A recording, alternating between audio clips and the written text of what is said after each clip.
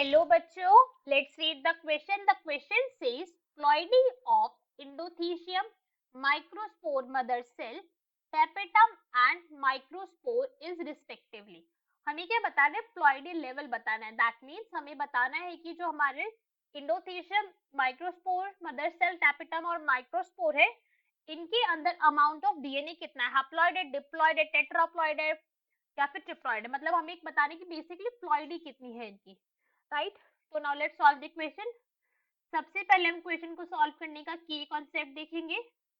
की कॉन्सेप्ट क्या है क्वेश्चन को सॉल्व करने का? कि पहले हमें इन सभी स्ट्रक्चर्स के बारे में पता होना चाहिए. So now let's start. Endothecium है फर्स्ट हमारा, इंडोथीशियम.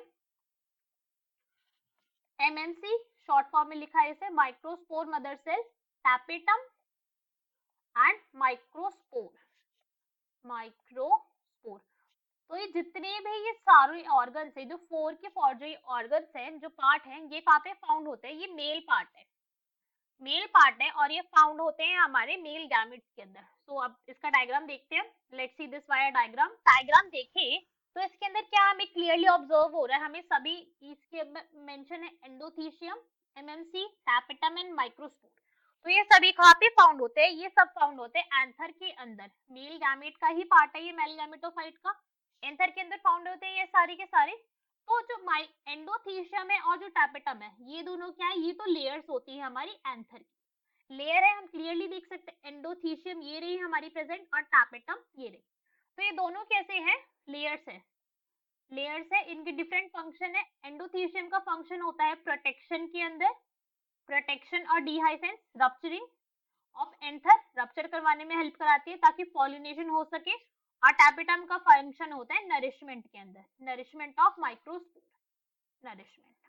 तो ये जो हमारे एंडोथीशियम और टैपेटम है, ये लेयर है किसकी? ये है लेयर हमारे मेगास्पोर की, माइक्रोस्पोर की. माइक्रोस्पोर मदर सेल की लेयर है ये, माइक्रोस्पोर मदर सेल इसी की लेयर है ये.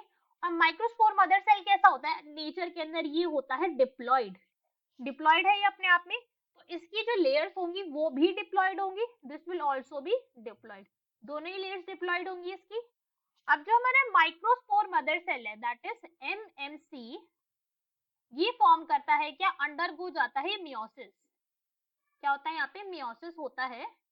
और मियोसिस के बाद ये स्ट्रक्चर है हमारा एमएमसी का, इसके अंदर फॉर्म होते हैं 2 डायड्स. डायड्स फॉर्म हुए, एक सेल से 2 सेल डिवाइड हुए. दिस इज डिवाइजन हुआ, डिवीजन. और यहाँ पे फॉर्म हुआ हमारे डायड फॉर्म हो, 2 सेल फॉर्म हो गए. राइट. अब बिकॉज मियोसिस हुई है तो ये 2n था नेचर के अंदर, 2n है, डिप्लॉइड है.